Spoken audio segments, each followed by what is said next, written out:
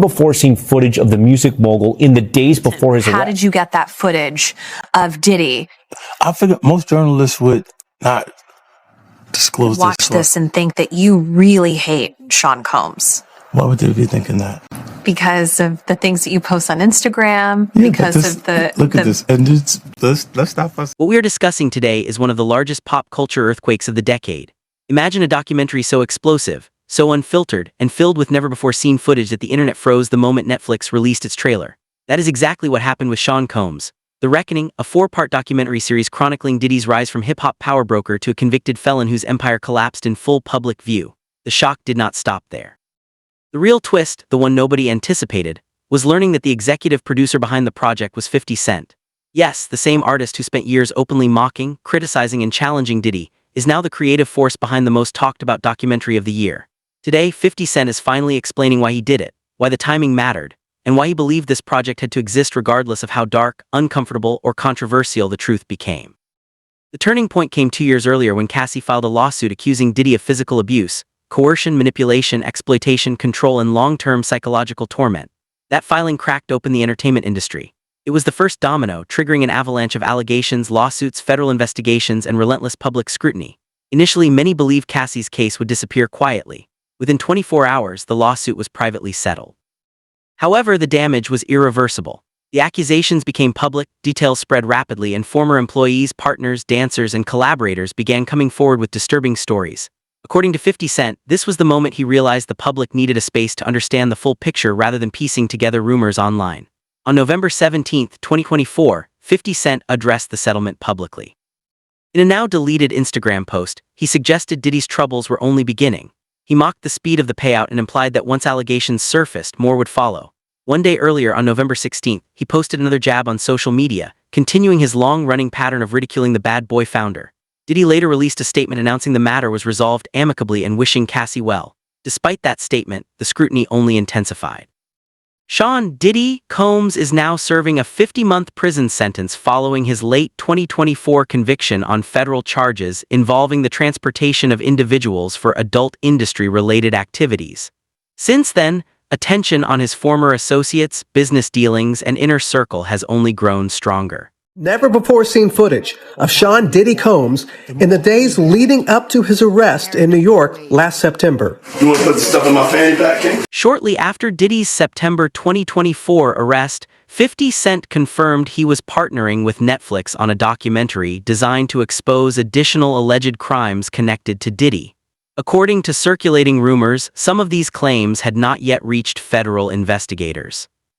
Speculation suggested that 50 Cent had gathered information for nearly 20 years, insisting he knew the players involved and was prepared to reveal what he described as the mastermind behind the entire operation. So what makes you so absolutely sure that these kinds of allegations that we've seen against him are true? Well, I'm surprised by the allegations, as surprised as everyone else is. I didn't make the allegations. I didn't tell people to say these things. 50 Cent has repeatedly stressed that his documentary series was never meant to chase internet rumors or react to social media speculation. Instead, he says the focus is on examining the inner structure of what prosecutors later described as Diddy's alleged criminal operation. According to multiple reports circulating at the time, information connected to the project was believed to have contributed to renewed law enforcement interest. Still, nothing prepared the public for what followed. In March 2024, federal agents carried out coordinated raids on Diddy's properties in Los Angeles and Miami. The scenes were dramatic and unmistakable. Helicopters circled overhead while tactical teams secured entrances, forced doors open, and removed boxes of electronics, hard drives, and documents. The images spread instantly across news outlets and social platforms. Almost immediately, 50 Cent reacted online with a now widely quoted post, joking that the question was no longer whether anything happened, but whether the case was already built. Many dismissed the comment as trolling, assuming it was part of his long-standing feud.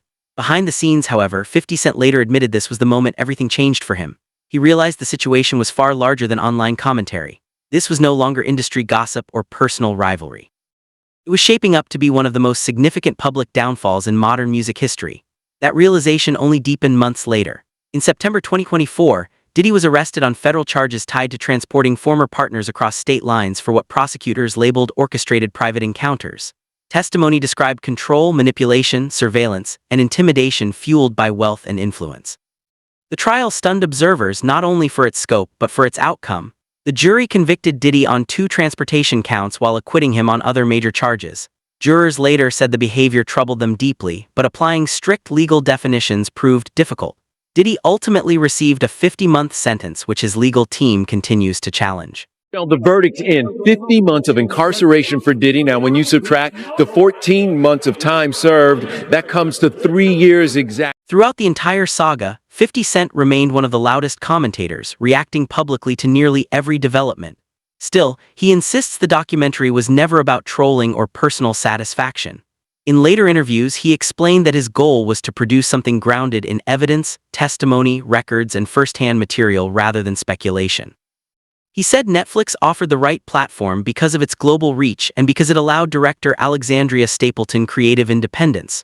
According to 50 Cent, the project was not driven by revenge. It was driven by clarity. He wanted decades of rumors, scandals, violence, and power dynamics laid out plainly, allowing viewers to reach their own conclusions. That the real goal was to storytell. And not everyone needed to have an allegation to be a part of this. We have to find somebody that'll work with us, whether they're from this country or from another country.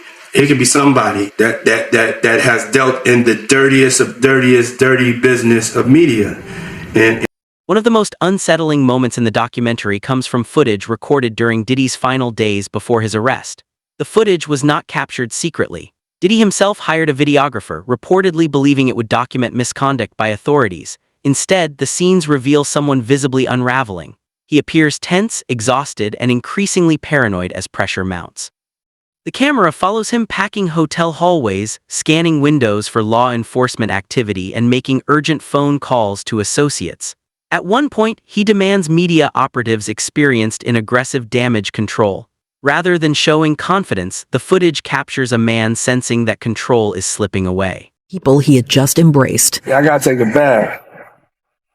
Like the amount of people that actually I'm coming in contact with, that's what I have. At one point, after walking through Harlem greeting fans, he steps into his SUV and immediately asks for hand sanitizer, joking about needing to cleanse himself from all the contact.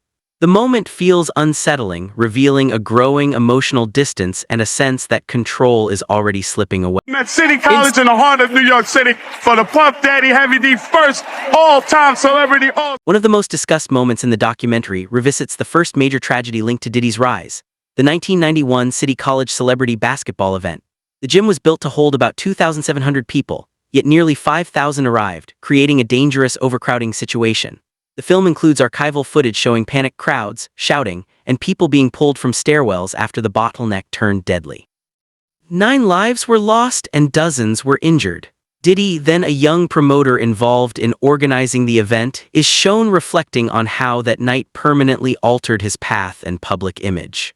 Says there had been a payment from Combs to Keefe D, but it had gone through Zip, and then that money was never. Rather than retreating after the tragedy, the documentary suggests Diddy used the sudden attention to build Bad Boy Entertainment, allegedly placing ownership under other people's names to reduce legal exposure.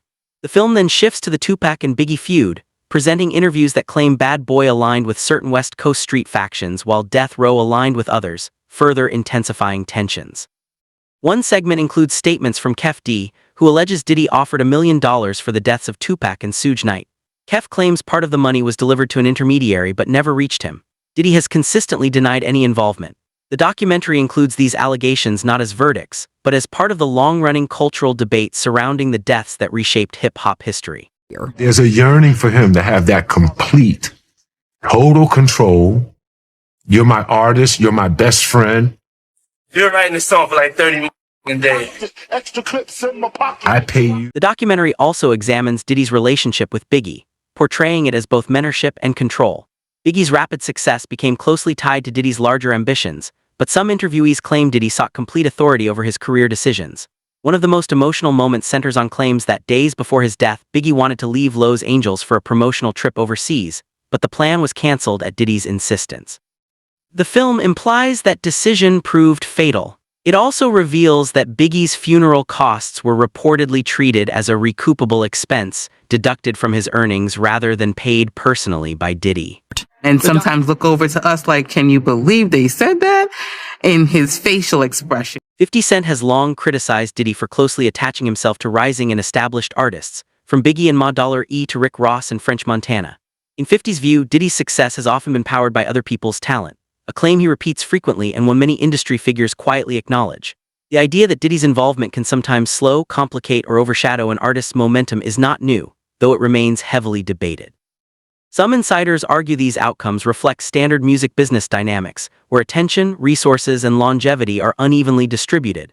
Diddy has largely avoided engaging public controversy, including 50 Cent's repeated questions about alleged connections to Tupac's death. Instead, he dismisses such claims outright, a strategy that has done little to calm speculation fueled by critics. The documentary then transitions into the federal trial period, highlighting testimony from Capricorn Clark, a former employee. She alleged Diddy threatened her life and kidnapped Cassie after learning she was dating Kid Cudi. Jurors later admitted they struggled to accept her account, describing it as inconsistent, confusing, and difficult to follow. One juror even revealed she subconsciously mirrored Diddy's facial expressions during testimony, a moment that later went viral after the series premiered.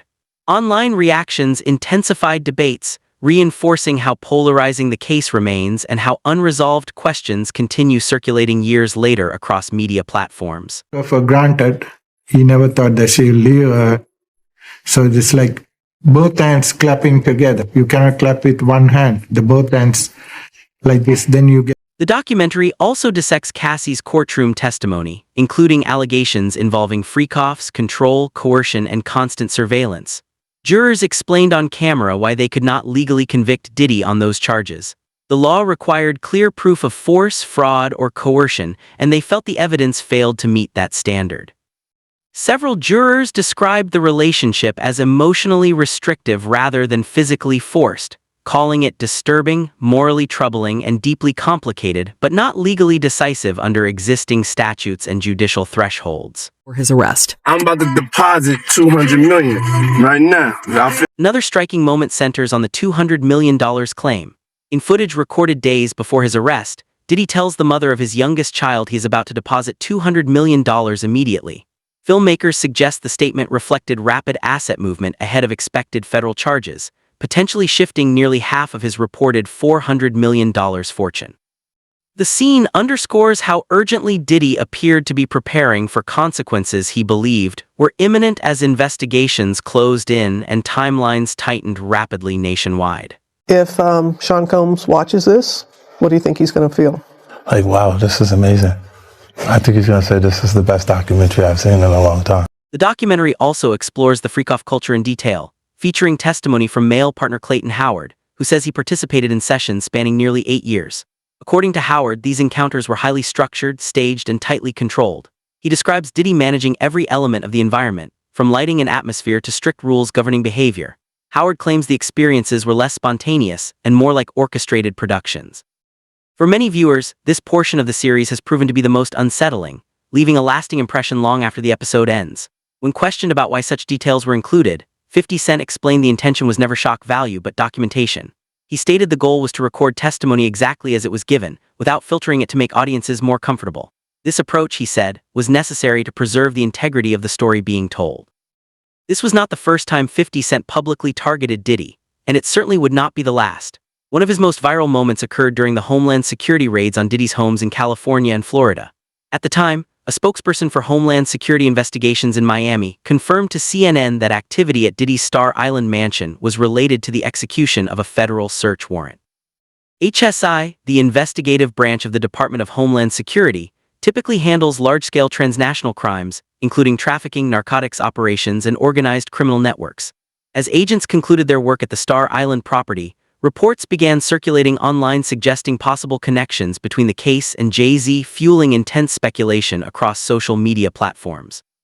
Almost immediately, 50 Cent inserted himself into the unfolding situation. Known for never remaining silent when Diddy becomes headline news, he shared a screenshot appearing to show Diddy's sons, Justin and King Combs, being escorted out of a Los Angeles residence in handcuffs. He posted the image with a caption implying federal involvement across multiple properties. Moments later, he uploaded another post featuring agents positioned outside the home, escalating online reactions. The posts quickly spread, intensifying discussion around the raids and adding fuel to the long-standing tension between the two men. 50 Cent did not stop there. He reposted a fan-made video mocking Diddy, accompanied by a caption suggesting abandonment and chaos. The timing coincided directly with the simultaneous federal raids, triggering waves of speculation and commentary. Some users jokingly and others more seriously suggested that 50 Cent seemed unusually informed, given how quickly he reacted to each development. Whether grounded in truth or not, the speculation added yet another layer to their decades-long feud. For years, 50 Cent has seized moments of controversy to publicly criticize Diddy, particularly during legal or reputational crises. The raid episode became another example of him amplifying scrutiny and pushing the narrative further. When asked why he produced the documentary, 50 Cent denied motivations of revenge, rivalry, or attention. He insisted the story extended beyond music, celebrity drama, or personal conflict. According to him, the series examines what happens when society elevates powerful figures beyond accountability. Director Alexandria Stapleton echoed that sentiment, describing the documentary as a mirror reflecting public behavior and collective responsibility. 50 Cent agreed, stating the project ultimately centers on power, accountability, and the darker consequences of celebrity worship. Was there anything that surprised you when you were watching? I think it was surprising that he actually filmed it. That's one of the moments where he forgot. Diddy has issued a response through a spokesperson, calling the documentary a shameless hit piece created by a longtime adversary driven by personal resentment. He claims the series distorts facts, recycles old rumors, and deliberately seeks to embarrass him while he is incarcerated. According to his camp, the project is designed to damage his reputation rather than inform the public. 50 Cent strongly rejects those claims. He insists the documentary stands on its own merit, emphasizing that footage, interviews, and documents were gathered over 2 years. He maintains he never influenced the narrative, stating his role was limited to securing distribution, funding production, and preventing outside interference. As the documentary premieres on Netflix, global attention has intensified. Fans, critics, former employees, industry veterans, and longtime supporters are all confronting a story that spans 3 decades and countless controversies. The series forces many to reassess a legacy once celebrated without question. At the center of the discussion, 50 Cent says this moment represents only the beginning. According to him, additional interviews, unseen footage, and new information exist but were excluded because the situation continues evolving. Meanwhile, Diddy has appealed his conviction and enrolled in a prison sobriety program in hopes of reducing his sentence. His business empire has unraveled, partnerships have dissolved, and his public image has suffered irreversible damage. Allegations now permanently shadow his legacy. 50 Cent argues that documenting this period is essential, calling it a historic cultural shift. He believes history requires an unfiltered record of how immense power collapsed so quickly, dramatically, and publicly, marking one of the most disturbing falls from influence in modern celebrity culture.